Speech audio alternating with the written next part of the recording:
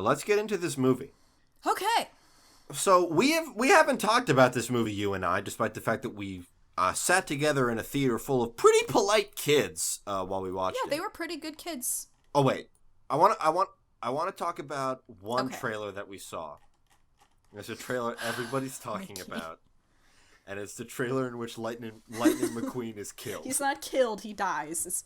What the fuck are they doing? I don't care at all. It's like they're trying to do something. It's like, oh. My favorite part about that was somebody sitting behind us said very clearly and loudly after it was done, "That was the worst trailer I've ever seen." That trailer ruled. We got there just in time to see it. Lightning McQueen dies. He, crashes real bad, and then it looks like a scene from fucking Carboys as all his metal is flying all over the place. Yeah. And then it's over. Man, I don't know how to unpack that trailer. What are they trying to do with fucking cars? I don't get it. Try to make it serious? Grimdark cars? Lassiter-san, fucking come back to us. Where did you go? What are you doing? Is he not attached to this one? He is. I'm just saying he needs to come back to Earth. He's in Car World. Oh, yeah. He thinks he's a car. It's Cars 3. It doesn't have to be a good movie. No, dude. Nobody expects it to be a good movie. Nobody really, the first two movies weren't good movies, but they made you money and kids liked it, so, And they funded all your good movies. So, what do you... I don't get it, man. I mean, here's the thing, is that he would probably consider the Cars movies the most creatively fulfilling thing he's ever done. He's fucking so crazy for cars in those movies. Done. Certainly, yeah. Anyway, I guess, was there anything else interesting that was animated?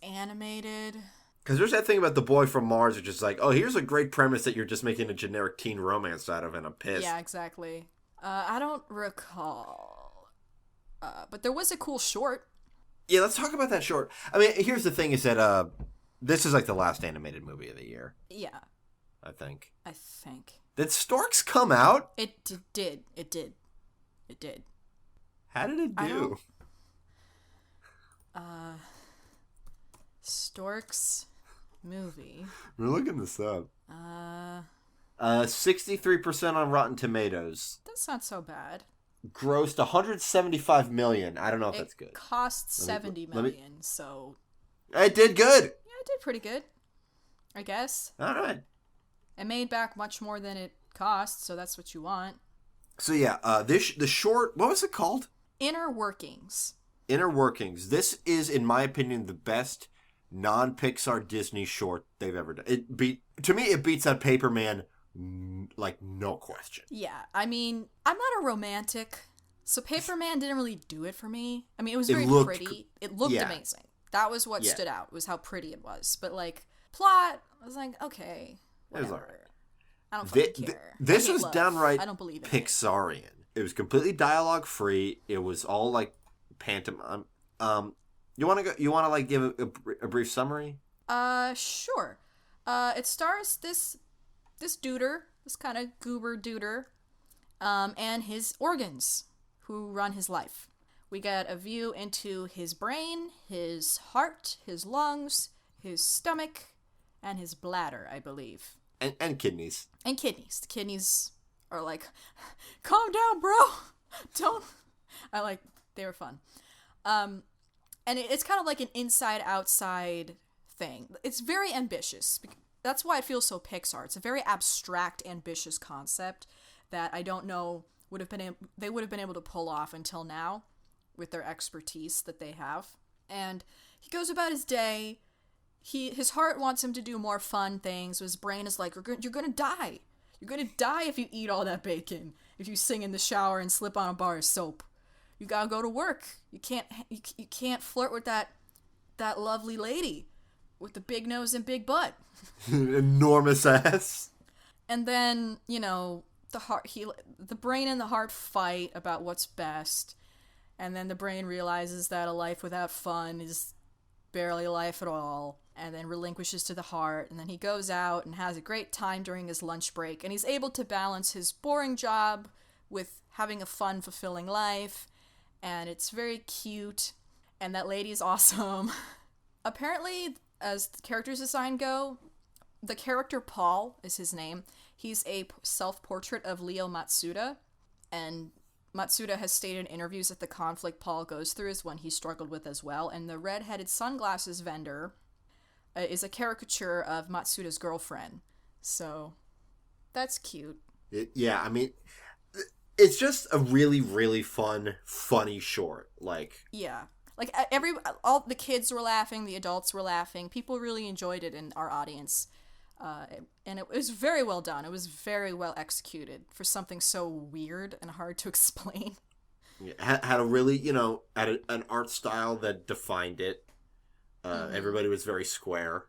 All the men, at least, were very square. The men were square. The ladies were, like, so round.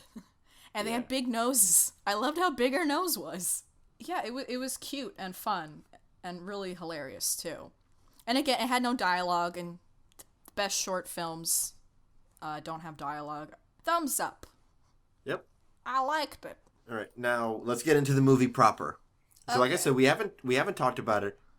What was your takeaway of this movie, if you could, like, summarize it? I thought it was very, very pretty. The songs are very catchy. I have had them stuck in my head. It wasn't an emotional experience for me, really, at all. Honestly, I'll be perfectly honest. If we compare it to, say, Finding Dory and, what was the other one? Zootopia. I wasn't as blown away with it conceptually. I mean, I was very happy to see things in a culture like I've never really seen before, and I found that really fun. And the animation is absolutely the best Disney's ever done. I'll just say it's the best that Disney's ever done. They do everything that's hard so well. Water, hair, fire, just craziness. It's amazing. But as far as, like, an emotional impact, it didn't really leave me with one personally. Though I know that's not how everyone else feels. I do think it is a very well-made movie, and its plot is kind of simplistic. But I feel like for all the things that could have gone wrong, that was probably the best way to go. And it was very enjoyable. I feel largely very similar. Like, I liked it, but I definitely didn't love it, and I definitely think it is the weakest of the 3 films that Disney has put out this year, counting Finding Dory. Yeah. It is, like you said, absolutely gorgeous. I think it is phenomenally well executed for what it is, but I think that what it is very little. I find the story pretty unengaging in that it is beat for fucking beat the hero's journey, and also Journey to the West. It never deviates from the skeleton. Yeah, and it never deviates from the skeleton of the Disney princess movie.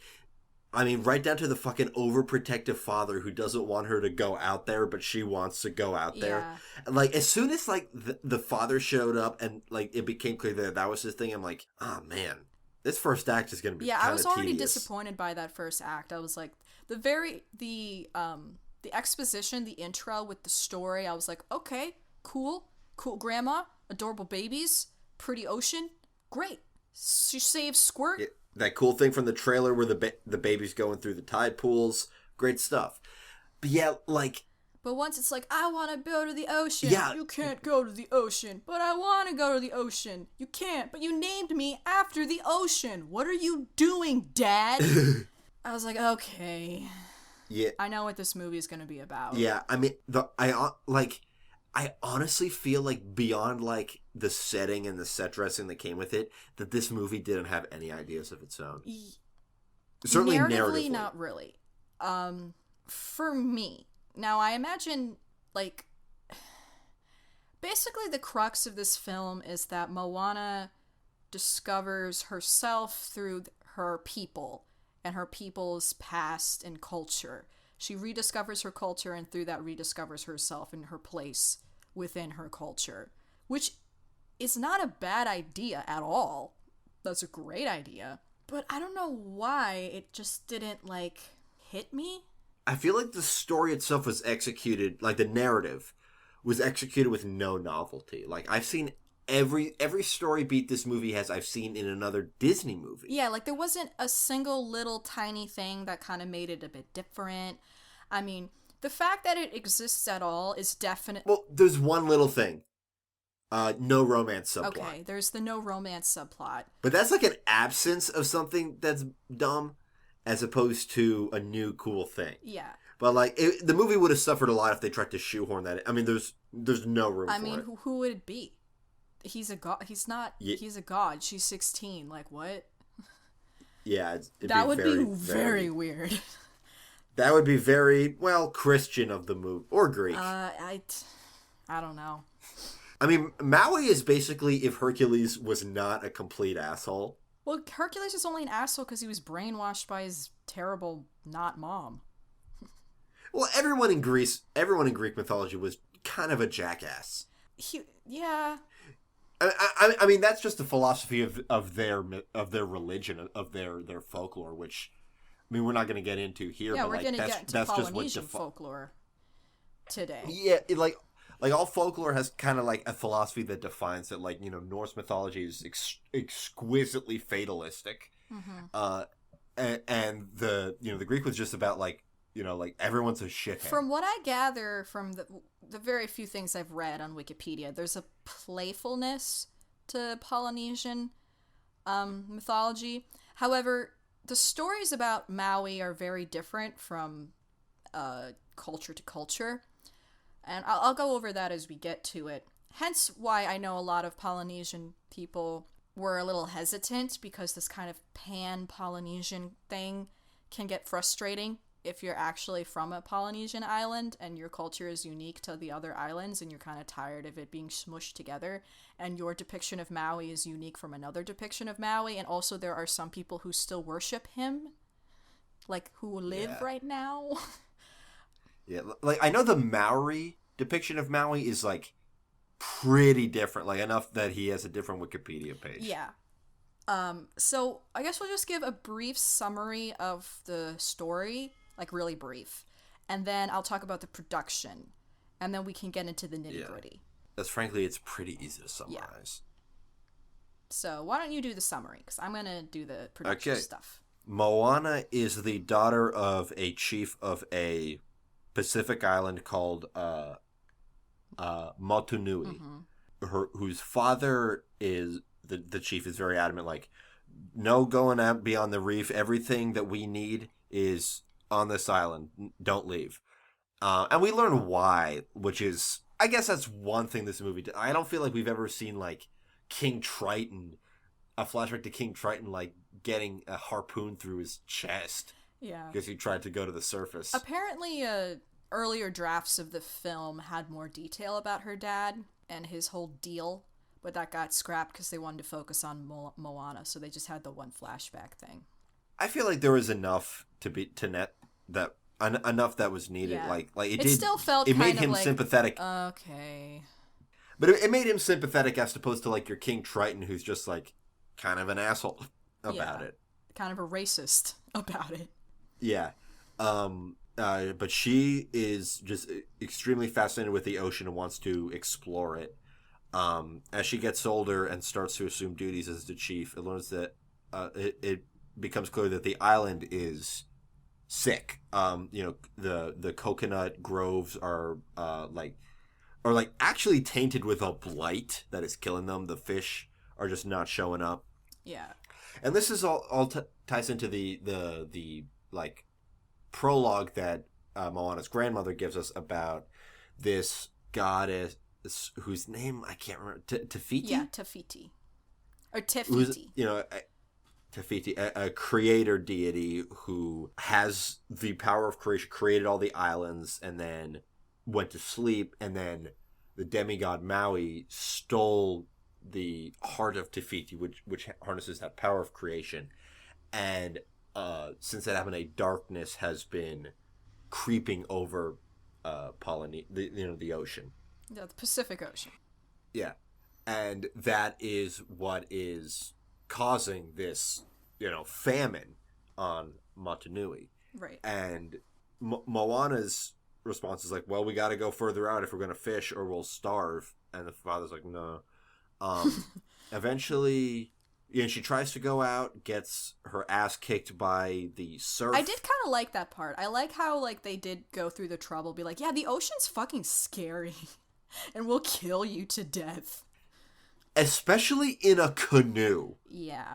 But the grandmother, as she's about to quit the refusal element of the hero's journey, her grandmother shows her this cave where all the canoes of the people who initially settled Motunui are, and she looks like, we were voyagers, and we could voyage again. Yeah, sailing canoes in Hawaiian are called hokule'es.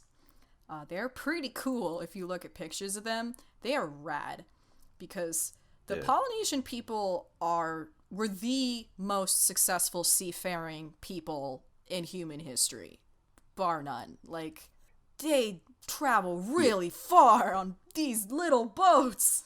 Yeah, to find very small islands. Like, I mean, here's the thing about the Pacific Ocean.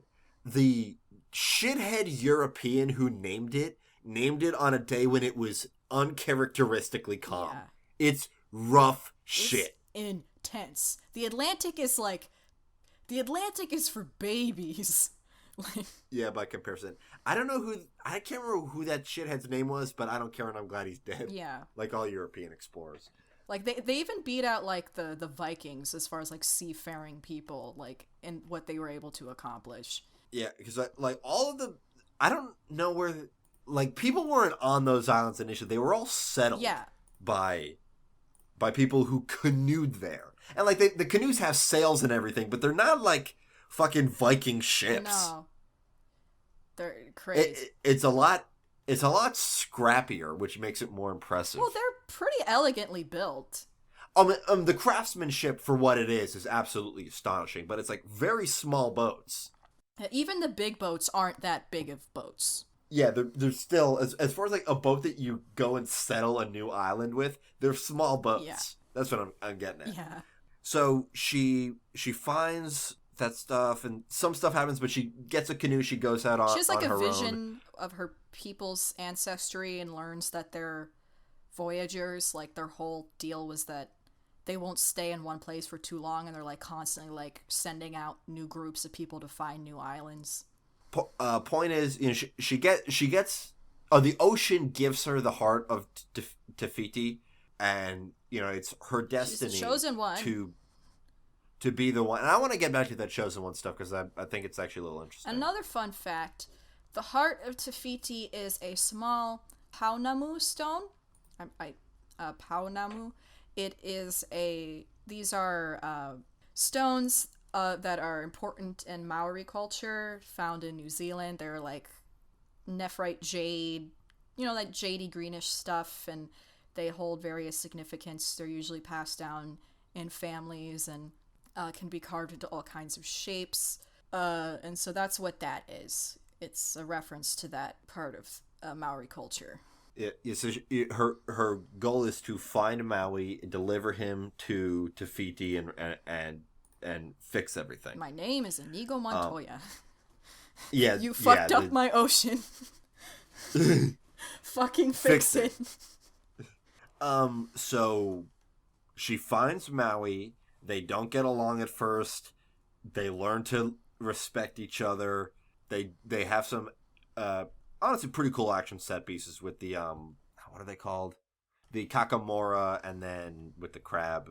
Yeah, Kakamora. Kakamora is my favorite scene. Yeah, Tamatoa is the crab. Yeah, it's like if they're like Koroks from Wind Waker, but pushed through a Polynesian filter, and then they're also the war boys. No, they're actually Mad war Max. boys. They said the directors Clements and Musker directly made it an homage to Mad Max Fury Road with those guys, which I thought was adorable. Yeah, very good. They're so expressive. They're so fun. Yeah. But yeah. So they do that. they reach, there's all the hardships and everything. Basically, they get to Te Fiti. They realize that the demon who has been guarding that area is Te Fiti, who's been corrupted with that thought, and they fix it. Yeah. And then they sing a lot of really powerful, moving songs. A lot of motifs get reused. It's very pretty. I mean, that's the plot. So what's some of the nitty-gritty that you wanted to get into? All right, so the production's kind of interesting here. So Clements and Musker, after directing The Princess and the Frog, they wanted to work on an adaptation of Terry Pratchett's Mort, but they couldn't get the film rights, so they're like, we should pitch some original ideas. Clements and Musker, if you're not aware, are, Disney directors. They've directed a number of Disney films. I have the list. I'm looking at Musker. Great Mouse, Little Mermaid, Aladdin, Hercules, Treasure Planet, Princess and the Frog, and now this. So they're quite a grab bag kind of team, and they tend to latch onto ideas that they really want to do, and they do it. And this is their first 3D animated film they've ever directed. Everything in this film is 3D except for Maui's tattoo animations. Those are 2D. But yeah, so Musker was like, okay, let me find something else that I like. And he began reading Polynesian mythology, and specifically about the exploits of Maui. He thought it was really rich and amazing, and he and Clements wrote a treatment and pitched it to Lasseter. And Lasseter was like, you guys should go on some research trips before you do this. So in 2012, they went on research trips to Fiji, Samoa, and Tahiti to learn about the culture and make sure they didn't do a bad job. And it took them 5 years to develop and produce the film.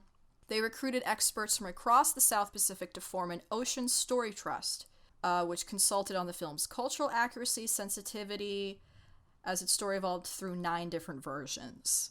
The original screenplay was written by Taika Waititi, who is a New Zealand film director, writer, actor, painter, comedian. He's done films such as Two Cars, One Night, Boy, Hunt for the Wilder People, and he did a horror comedy called What We Do in the Shadows, which I think received some higher acclaim. The original draft, Moana was the sole daughter of a family of 5 or 6 brothers, and gender was kind of a bigger part of the story. However, later on, the brothers and the gender-based theme was deleted because the directors favored... Cool. I like that better. Yeah, because the directors favored Moana's journey to be about finding herself.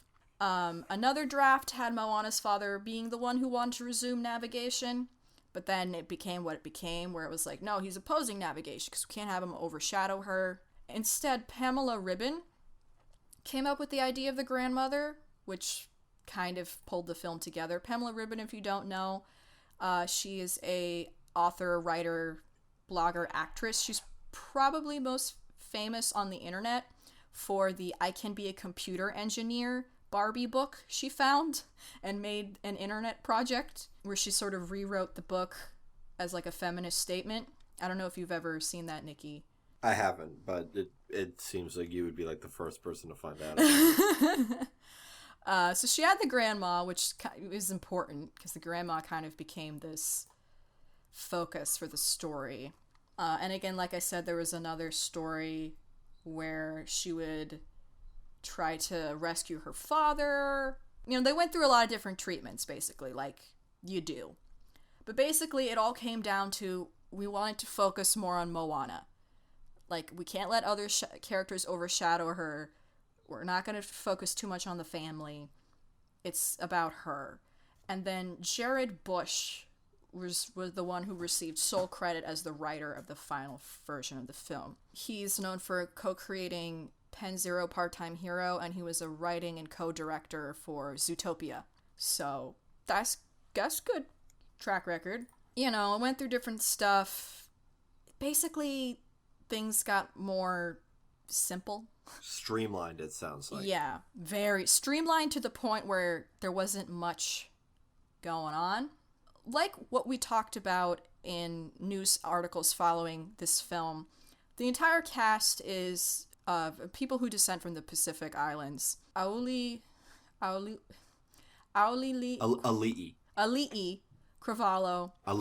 Ali'i Cravalho was cast as Moana. All of the main characters owe their ancestry to the Pacific Islands, which is pretty cool. Yeah, I mean, except for the chicken. Who cares about the chicken? Well, I actually really like the chicken. Yeah, we'll get back to the chick. I mean, Dwayne Johnson, The Rock, who is really the only bankable name they could put on the poster. But I do like how they also put Ali'i's name on there, with equal billing, although this is the first thing she's ever been in. That's cool. Yeah, like, I mean, they auditioned hundreds of girls. And she was, like, the last person they saw, and they're like, she's Moana. And, incidentally, they had already designed Moana before they cast her. She just happens to look a lot like her character. Whereas Dwayne The Rock Johnson, like, Clemens and Musker, like, they didn't even audition. They're like, it's Dwayne The Rock. It's The Rock. Like, they went to him directly. It's like, are you going to do this, yes or no? If you're not, we're not going to go through with it. And of course he said yes, because this was a very important project for him. He found it very emotional, like, getting to represent his culture in a big Hollywood blockbuster. He's second generation Samoan. And actually, Mom just decided to read his Wikipedia page the other day. His mother and grandmother were both wrestlers. He's an amazing man. Like, I love that guy. The Rock rules. He's very cool. His maternal grandfather was also a wrestler, and he actually looks like Maui. His name is Peter Mavia. He's just got this stout, like, stocky, like, he's like, is cool. Oh damn! Yeah, I'm looking at it. Yeah. He's got the build. Yeah. And similar hair. Yeah. Like, I know some people criticize that giving Maui that kind of stocky, fat, muscular build, because I guess it's stereotypical. But, like, I like variety in body shapes, and, like, I didn't see a problem with that personally, but I'm not Polynesian. Yeah, I mean, neither of us are Polynesian, so we can't speak to whether or not that really does, work from stereotypes. But it is a body type that we've never seen in an animated movie, and that is cool. And he was strong, and, like, he was awesome. I don't know, it was beautiful. I mean, that costume they made was really problematic, but, like, I don't think his design is a problem. Yeah. I mean, he's a rounded character. Mm-hmm. He's certainly not the most compelling character in a Disney movie, but he's not like a shit. He's a good character. He's a pretty good character. He does absolutely what he needs to do in this movie. And Moana's body type, too, I also found very refreshing. And also, she doesn't have the same fucking face as everyone else. Yeah, one of the reasons why they wanted to do CGI is because they thought that three-dimensional computer animation is well suited to the beautiful sculpturing of the faces of the people of the South Pacific. And they definitely did make an effort to make the faces look different. Probably coming off of all this criticism that all the women look the same. Like, I have the Moana doll, and, like, she doesn't have a Cupid's bow, and I think that's the best thing ever. What is that? You know that, like, little V thing on the top of your lip? Oh, that thing. That's what that's called? Yeah, that's what they call it. She doesn't have that. I think that's rad. And her hair was rad. And I kind of liked how it got less fluffy as the movie went on. Because it got beat to hell. I mean, honestly, it should have been much shittier because it's just drenched in salt water the whole time. I mean, her outfit should have, like, fallen apart. And it was made out of, like, traditional material. Which is kind of cool. The costumes were all designed by Nessa Bove. And, like, they were designed to be historically and regionally accurate, and the materials and design would have actually been available on Moana's island. But, like, that's biodegradable cool stuff. So, yeah. Yeah, and she got dunked in the water so many times. I did kind of like that running gag. That was fun. And also, I mean, the thing with Maui's tattoos is brilliant. I thought that was very interesting, too. Because, like, I don't know a lot about the tattoo culture in the Pacific. Like, one of my best friends is Hawaiian, so I know a little bit about Hawaiian stuff, but obviously not a lot. And I know that there's, like, a tradition where, like, you go to, like, this tattoo artist person, and it's more like a spiritual thing where, like, they'll decide where your tattoo needs to go and what it's going to be of. Like, you go in and they do some kind of spiritual thing and they decide, like, this is your tattoo, you know? And then the application is I mean, the motions are similar to playing spoons on somebody's skin, where you're like hitting a thing with another thing. And I like that they were sentient. I thought that was cute, and they're like moving And magical. And they're fun. The only like nitty gritty stuff. One thing bothered me when this movie was coming out, and that was how the name was changed in European countries. The title was either Viana or Oceana. And the reason for that, I found out, there actually is a good reason for it, is that there is a very, I guess, infamous Italian porn star named Moana Posey, and they didn't want to evoke that at all. So in most European countries, she's not named Moana, and the film is not named Moana. For that reason. If you wondered why, which I did, I was like, what the fuck's wrong with that name? It's her name. She was apparently a relatively successful politician in Italy in the 90s. Yeah, so I guess she was kind of a infamous kind of lady. Moana is Maori for ocean, and Viana, which is the name that she has in these other versions, is Tahitian for cave water, or ocean from the cave, or something like of that nature. So it's kind of similar. Another fun fact is that it was announced that the film it will be the first motion picture to be fully dubbed in the Tahitian language. Oh, cool. This marks the third time Disney has released a special dubbing dedicated to the culture which inspired the film. The first was The Lion King, which was dubbed in Zulu, and the second was Mulan, which was dubbed in Mandarin Chinese. So that's pretty neat. I have no idea what Tahitian sounds like at all. Also, this movie did really, really well in the box office, I want to say. Like, being on Thanksgiving weekend did wonders for it. It actually beat out Frozen's opening weekend, which is kind of... Oh, fuck, yeah, really? It did. It was a new record. 15.5 million on opening day. Oh, wow. I mean, it hasn't made its budget back yet, but it's as of this recording, it's been a week. Yeah, I mean, it's doing very well.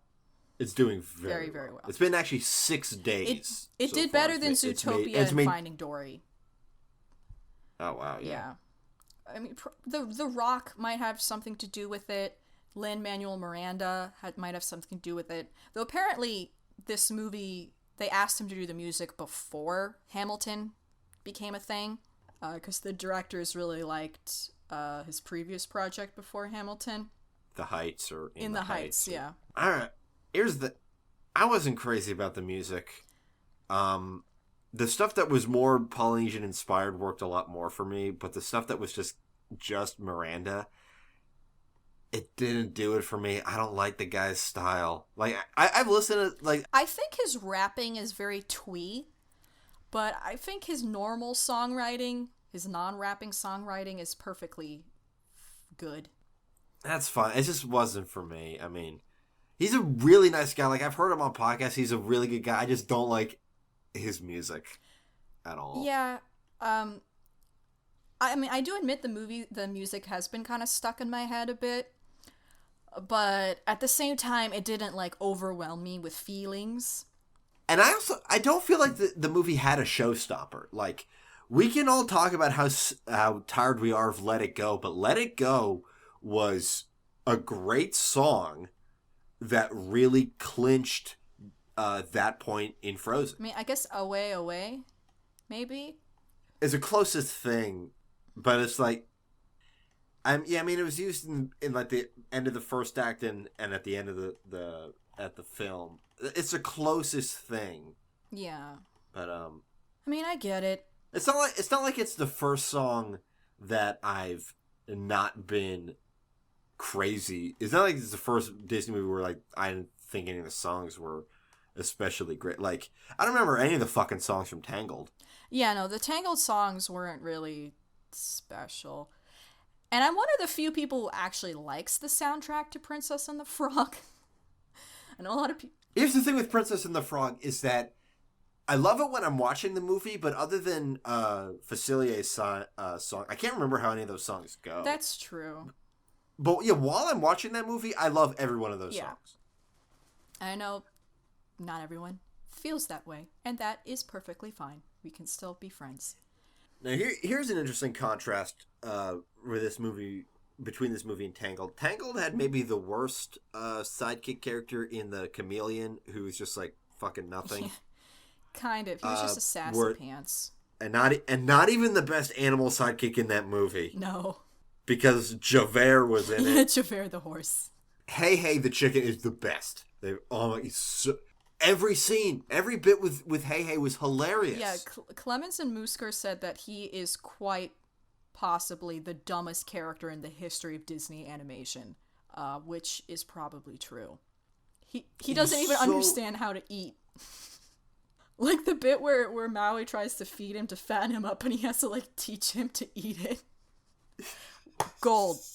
Like there were some bad jokes. Probably the worst being the Twitter joke. I wanted to leave the theater. I was so like, why God? Why have you forsaken me? But all the stuff with Hey Hey was this movie was a lot better than that joke. It was. That joke was so putrid. Yeah, it really was. But Hey Hey, good stuff. So dumb, so lovable. I would say overall the other than like that one horrible like the jokes in this movie stuck. Like the whole Kakamora scene, that was supposed to be very funny with all how they were animated. I wouldn't say I was laughing I was smiling through the whole thing. I fucking love those guys. You know, and I love the Bowie-esque trip with Tamatoa, which is very appropriate for Jermaine Clemens because on his show they've made it very clear how much they idolize Bowie. And then he also did Bowie on Rick and Morty when he was that Nebula. He just really likes Bowie. And he's really good at imitating Bowie. You know, Goodbye Moon Men, which is like so Bowie that you could have played it to somebody and then be like, oh, was this like a demo of Bowie's that never got released? Because it sounds exactly like Bowie. Yeah, Tamatoa was it was a really fun scene. I imagine the effects animation on his back was fucking nuts. Coconut crabs are really big right now because like, okay, Polynesia's really big right now between this and Pokemon, and then also between this and Pokemon, coconut crabs, because Crabrawler rules. Yeah. About the special effects, about 80% of Moana has special effects. For comparison, only 46% of Big Hero 6 had special effects. And Big Hero 6 was, from an animation perspective, really, like, touting its effects animation. Yeah, like, they had to create shit to, like, make that work.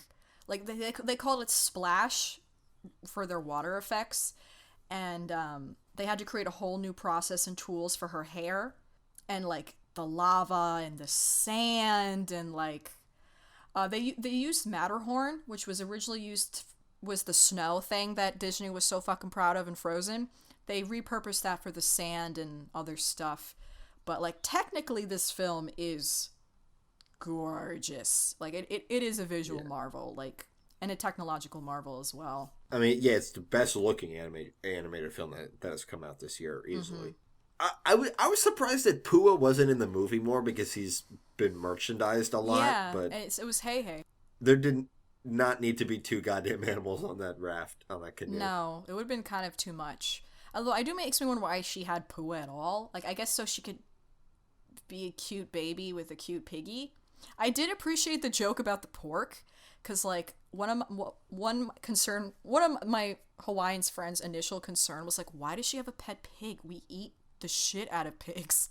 So that was a nice little, like, nod, like, yeah, it's weird she has a fucking pet pig.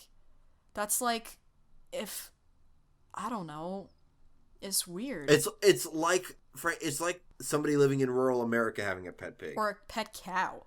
You know, like, hamburgers, like, I don't know the story of why they didn't, I mean, Hey Hey I get, because he's too dumb to eat, but Pua, like... Yeah, you wouldn't want to eat, like, you watch that bird for 45 seconds and I'm like, I'm gonna get some kind of, like, disease from that. Like, some kind of mad chicken disease. Like, this is a bad animal. I mean, you're gonna eat a lot of rocks, is what you're gonna end up eating. Yeah. As far as, like, how well the film was researched, again, like, Maui has a lot of different stories. One thing I thought was really interesting, going from what I read from different interpretations is his origin. His origin is close in the film is closest to his Maori origin, where really? his mother throws her premature infant into the sea wrapped in a tress of hair from her tiki or her top knot, and then the ocean spirits find and wrap the child in seaweed that he's nourished into adolescence. But like his mom and his brothers are like in the picture. In a lot of these stories, he either has brothers or sons or both that he like fucks with mostly. That's kind of his deal. He's like the Loki. And his hook is only really prominent in the restraining the sun. No, not in restraining the sun. The hauling up the ocean with the fish hook. Yeah. They definitely kind of amp up the fish hook for this movie, and like I didn't see anything that stood out about shape-shifting powers just from skimming things. There's not a lot for all the different cultures. Like, Wikipedia has a page for Maori, Tahitian, Tongan, Samoan, and Mangarivan. And Hawaiian. But it's really the Maori, Hawaiian, and I think the Tahitian one that has the most stuff. In Maui, like you click on the Maui page, Maui took on the appearance of a bird called a kereru when he went to find his father in the underworld. Right. And shapeshift, like he has elements of like the trickster figure. Yeah. And shapeshifting goes hand in hand with that. Right. Yeah, but like his family always seems to be present in these stories, and like family lineage seems to be very important. Like, you know who his mom is and his dad and this and that and the other thing. This movie decides to make him an orphan completely, which is kind of interesting. One thing I just wanted to say for Nikki's benefit, because I know Nikki will enjoy this. On the Maori page, for whatever reason, this is at the top of the article. His last fatal trick was on the goddess Hine Nue Tepo. In attempting to make mankind immortal, he changed into a worm, entered her vagina, and leaving by her mouth while she slept, she crushed him with the obsidian teeth in her vagina. That fucking rules. He was killed by obsidian vagina teeth. God which damn. Which is how Nikki wants to go, I'm sure. Yeah. Me too, honestly. Like, that's pretty cool. That's pretty fucking cool. You could do a lot worse. There's also a Maui-saurus. Yeah, I mean, there's an island. There's a plesiosaur from New Zealand that they named after him, which is not a lot of people. Hercules didn't get a fucking dinosaur, I don't think. I guess not. Let's find out. Let's find out. He has a song. The song of Kuali of Hawaii Sandwich Islands. It's quite a song. I mean... Yeah, Hercules didn't get a dinosaur, so Hercules can eat Maui's butt. They definitely make a lot of references. Like in the song "You're Welcome," he talks about how like he created coconuts from an eel's guts. I see that here. Like all the stories they reference are stories that exist in the various mythology, but the mythology seems to be pretty different. It's not like Roman Greek where it's pretty much the exact same except for the names. It's pretty different. So, and especially different from the movie. This Maui is a pastiche. This Maui is a pastiche, but also an original creation, because this weird not having a family thing seems very odd to me from what I've read. Like, almost all his stories have to do with his family.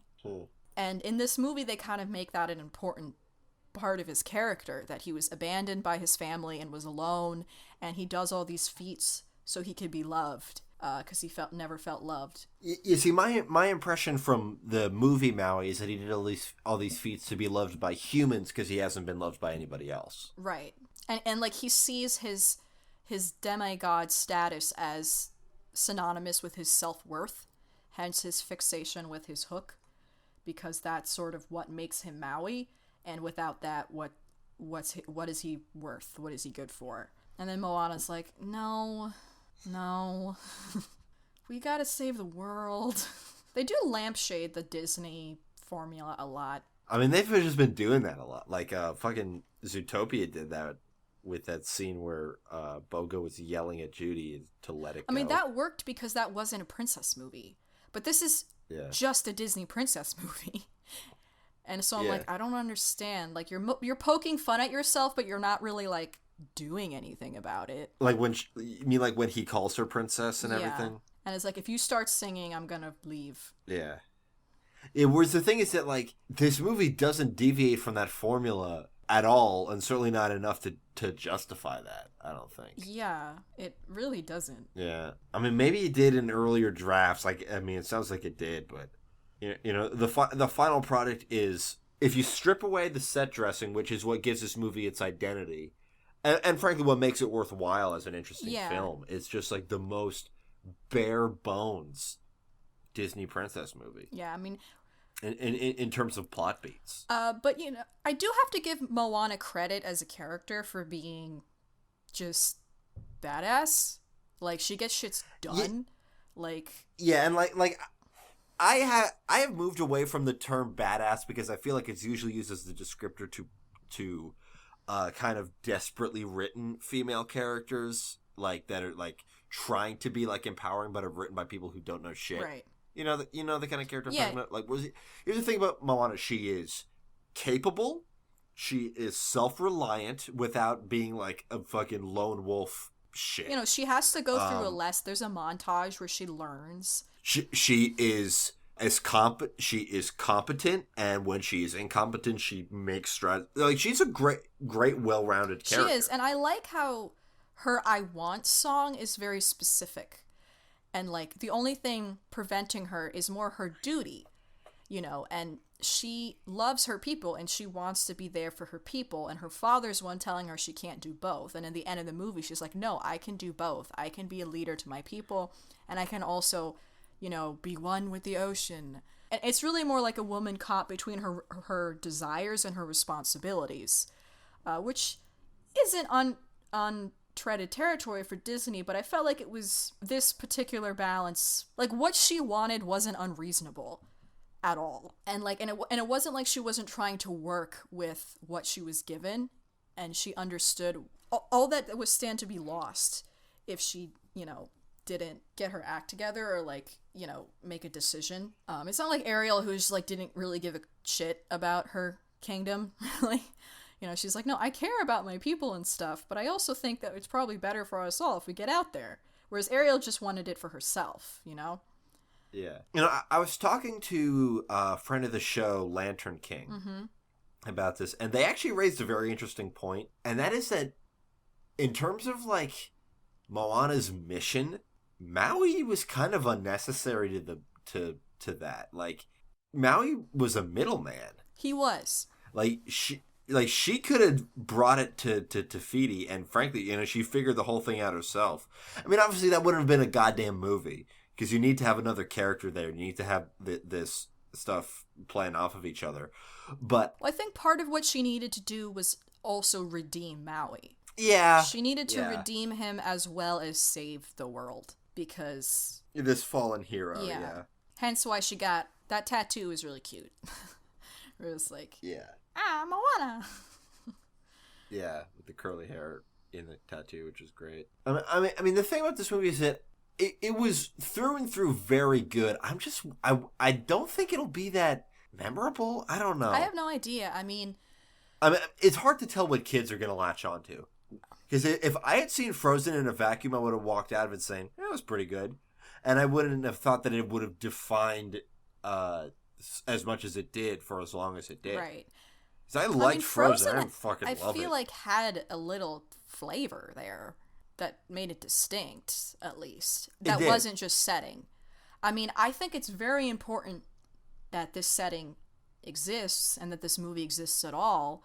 I mean, I read some articles where people are like, the fact that this movie exists now and at this time is very important because of what it depicts. A woman of color being in charge of her own life and in a position of power and being a good role model and being entertaining to kids. Yeah, absolutely. Which is always very important to have. I just kind of wish there was a little spark, a little spicy flavor there, like a little something. Yeah. I remember what I was going to say is that, like, I kind of like how this movie treats destiny Because, like, destiny is the most fucking boring thing. Oh my god, it is. But it's like, I mean, in this movie, it's like, she is tasked with this for whatever reason, and it's about her rising to this... task. Rising to the task is like, she's destined to do it, but it's not like in fucking Harry Potter, where everybody's bending over backwards to make way for this destined person.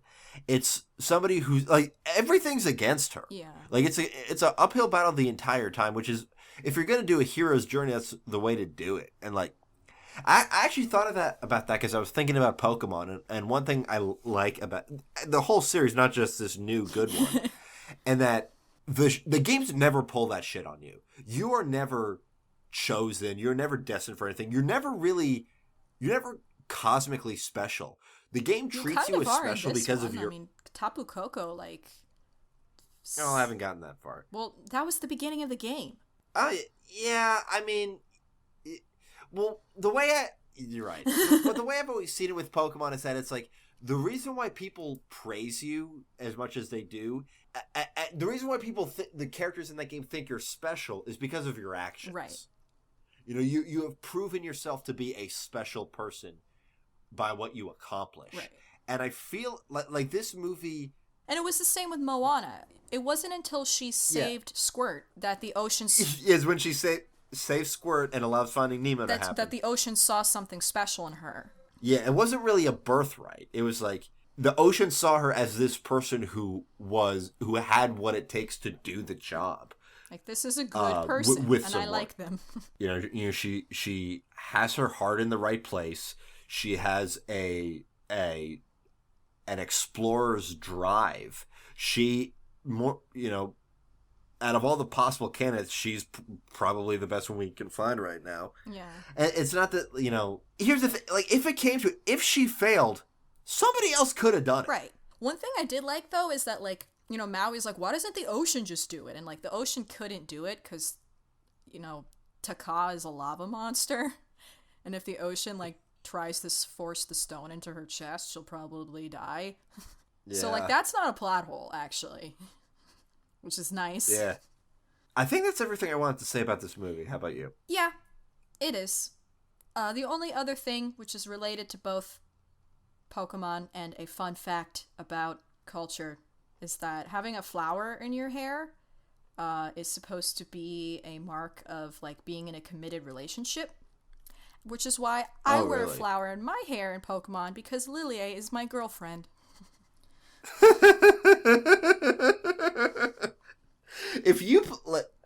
Even if you don't play as a girl, this is the case, but especially if you play as a female character in that game should be subtitled Pokemon Sun and Moon, Lilier's low-impact journey of sapphic self-discovery. We got...